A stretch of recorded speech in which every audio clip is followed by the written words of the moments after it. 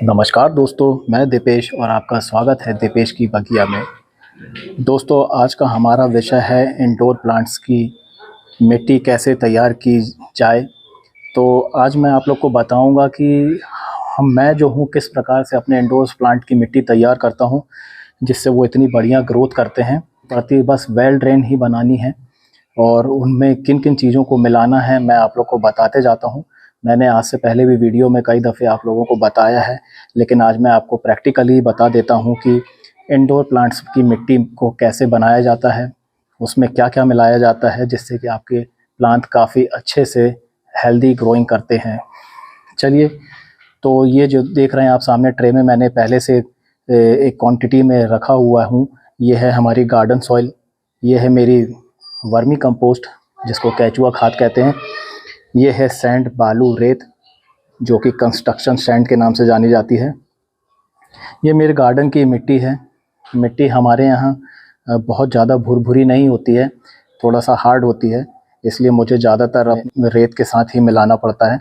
तो चलिए, ये है जिस रेशियो में मैं बनाने जा रहा हूँ वो आपको बता देता हूँ। तो ये 40% जो है गार्डन सॉइल है। तो मैं इस टब में सबको मिक्स करते जाता हूँ। ये एक्चुअली मिट्टी बन के तैयार होगी मेरे 10-10 इंच के 2 गमलों के लिए। तो ये उस क्वांटिटी में है। कई लोग सोचते हैं कि परसेंट के हिसाब से कैसे मिलाया जाए। तो ये देखिए, ये जो टब है ये इनका एक साइज़ होता है जिसको हम अपने अंदाजे से बना लेते हैं कि ये अगर मैंने इसमें जो ये भरा हुआ है तो ये मेरा 40% हो गया। तो ये मैं सबसे पहले इसमें ये गार्डन सॉइल डाल देता हूँ 40%।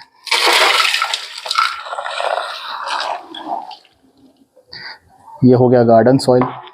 इसके बाद आपको जो है 30% जो है, फिलहाल मैं 30% मिलाने जा रहा हूँ सैंड बालू रेत। अदरवाइज़ क्योंकि मेरे पास अभी राइस हस्क ख़त्म है, तो अगर होती तो 20% में 20% राइस हस्क और 20% ही बालू रेत का यूज़ करता हूँ। मेरी मिट्टी में पहले से ही थोड़ी सी रेत मिली हुई है, इसलिए मैं 30% अब जो है इसको यूज़ करने जा रहा हूँ। ये, और इसके बाद जो है 30% मैं इसमें मिलाऊंगा वर्मी कंपोस्ट। ये देखिए, ये 10 इंच के दो पॉट्स के लिए होगी। अब मैं इसको पहले अच्छे से मिला लेता हूँ, बीच बीच में मिक्स करते जाइएगा, काफ़ी अच्छे चलेंगे प्लांट्स इसमें। देखिएगा कैसे वेल ड्रेन्ड सॉइल तैयार होती है। लोग सोचते हैं कि ना जाने क्या मिलाना पड़ेगा, लोग सिर्फ प्लेन गार्डन सॉइल में ही अपने प्लांट्स को लगा देते हैं और वो काफ़ी सॉगी होती है, पानी भरते जाते हैं और उनके प्लांट्स ख़राब हो जाते हैं। लोगों को लगता है कि सिर्फ प्लांट्स में पानी डालते रहो और वो अच्छे से ग्रोथ करते रहेंगे। बताइए, अगर आपको भी सिर्फ पानी के भरोसे ही छोड़ दिया जाए तो आपकी बॉडी कितने दिन काम करेगी। वैसे ही हमारे इन प्लांट्सों के साथ होता है।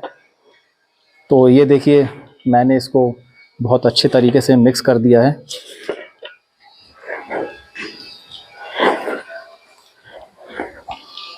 और अच्छे से मिक्स कर लेता हूँ। ये देखिए, एकदम भुरभुरी मिट्टी हो रही है। अब इसके बाद मैं इसमें जो है एक्चुअली 10 इंचेस के पॉट के लिए मैं बना रहा हूँ। तो मैंने ये 2 मुट्ठी जो है मेरी, ये जो है नीम की खली है। नीम की खली को मिलाना बहुत ज़रूरी होता है। एक्स्ट्रा न्यूट्रिशंस तो मिलते ही हैं। हमारी मिट्टी में किसी भी प्रकार के कीड़े मकोड़े अपना घर नहीं बनाते हैं और उससे हमारी रूट्स की हिफाजत होती है, सुरक्षित होती हैं, क्योंकि बीमारियों की शुरुआत ज़्यादातर मिट्टी से ही स्टार्ट होती है।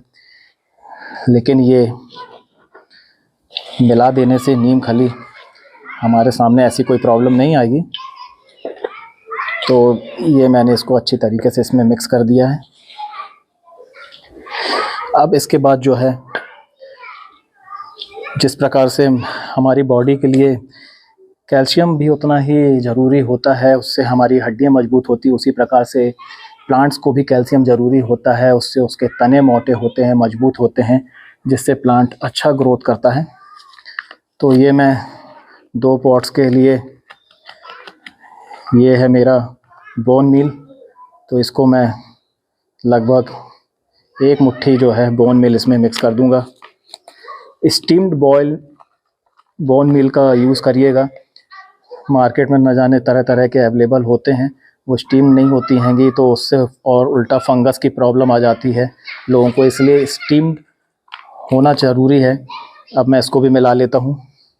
ये मैंने एक मुट्ठी से ज़्यादा मिला दी है, ज़्यादा होगी तो अच्छा ही है, बस कम ना हो।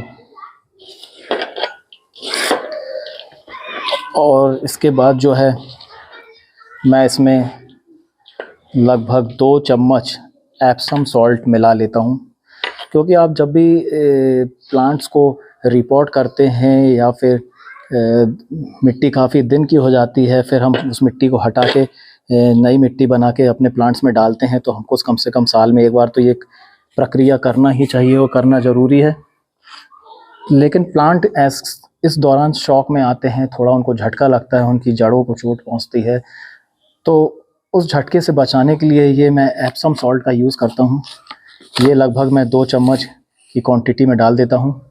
ये नमक की तरह, शक्कर की तरह दिखता है, मैग्नीशियम फास्फेट कहलाता है।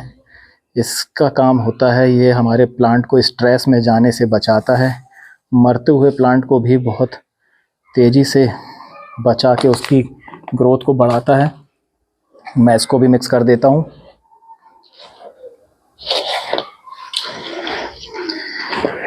मिक्स ज़रूर अच्छे से करिए, ये नहीं कि कुछ चीज़ की क्वांटिटी कहीं ज़्यादा है कहीं कम है, बिल्कुल बहुत अच्छे से मिक्स हो जाना चाहिए। इस चीज़ में कमी ना करें, मेहनत में कमी ना करें, ज़्यादा बेहतर होगा। ये लीजिए, ये मैंने इसको अच्छे से मिला दिया है। अब पारी आती है फंगीसाइड की। तो ये 2 गमलों के हिसाब से है, तो कम से कम 2 गमलों के हिसाब से मैं 2 चम्मच कम से कम यूज़ करूँगा। मैं फंगीसाइड में कमी नहीं करता हूँ, फंगस से तो बहुत पहले ही हमें बचाना है। ये लगभग मैंने 2 चम्मच डाल दिया है 20 इंच के पॉट के हिसाब से। 10-10 इंच के 2 गमलों की मिट्टी है ये देखिए। तो ऐसे ही आप लोग को ये इस क्वांटिटी में इन चीज़ों को मिला लीजिए। वर्मी कंपोस्ट से आपका नाइट्रोजन लेवल अच्छा रहता है, प्लांट्स का ग्रीनरी बनी रहती है। एप्सम सॉल्ट आपके प्लांट्स को मरने से बचाता है, उसको जो शॉक, उसको जो झटका लगता है उसकी जड़ों को छेड़ने से उसकी वो रिकवरी करता है। नीम खली में भी एक्स्ट्रा न्यूट्रिशंस तो होते हैं, हल्की मात्रा में नाइट्रोजन भी होता है, प्लस उसमें ऐसे गुण होते हैं जिससे उसमें कीट पतंगे अपनी जगह नहीं बना पाते हैं। नहीं तो ड्रेनेज होल के पास से कीड़े मकोड़े अंदर घुस के गमले के और अपने घर बनाते हैं, और वो हमारी रूट्स के पास इन्फेक्शन क्रिएट कर देते हैं, उन्हीं का रस चूसने लगते हैं, जिससे कि हमें ऊपर से तो प्लांट ठीक लगता है, लेकिन अचानक से धीरे धीरे वो मरने लगता है। तो कारण यही होता है कि वो अटैक नीचे से हो चुका होता है इन कीड़े और कीट पतंगों के द्वारा। चींटियाँ भी कई दफ़े अपना घर बना लेती हैं और वो धीरे धीरे चुनने लगती हैं जड़ों को, जड़ें मुलायम होती हैं तो और रस होता है उनमें, तो चींटियाँ भी उनको चूसने लगती हैं, जो कि हमें समझ में नहीं आता कि अचानक हमारे प्लांट्स को क्या हुआ। तो नीम खली मिलाने से होता ये है कि अब वो उसमें जो कड़वाहट होती है और जो उसकी गंध होती है वो कीड़े मकोड़ों को पसंद नहीं होती है, और वो उस जगह पे अपना घर नहीं बनाते हैं, और हमारे प्लांट्स को वो सुरक्षित रखता है। अब ये तैयार हो गई है well drained soil. Well drained soil यानी कि अब मैं अगर इसको पॉट में पानी डालूंगा भी 1 लीटर, तो वो विद इन अ मिनट शक कर लेगी, पूरा पानी नीचे चला जाएगा। तो फ्रेंड्स, ये तो रही मेरी छोटी सी एक टिप्स इंडोर्स प्लांट्स की मिट्टी तैयार कैसे की जाए। मैं ऐसे ही मिट्टी तैयार करता हूँ, और देखिएगा कि ये सारे मेरे प्लांट्स जो रखे हुए हैं, ये सब मैंने कटिंग से इस सीज़न में ग्रो किए थे और बढ़िया चल रहे हैं। अभी मैं कुछ समय बाद इनको मैं रिपोर्ट करूँगा और ये मिट्टी को मैं उसी में यूज़ करूँगा। तो चलिए फ्रेंड्स, आप लोगों को मेरी ये इंडोर प्लांट्स की सॉइल मीडिया का ये वीडियो कैसा लगा, तो प्लीज़ कमेंट करके बताइएगा। अगर आप लोग को वीडियो पसंद आया हो तो प्लीज़ वीडियो को लाइक करें, मेरे चैनल को सब्सक्राइब करें। Please like, do and subscribe Deepesh की बगिया। Okay, thank you, bye bye.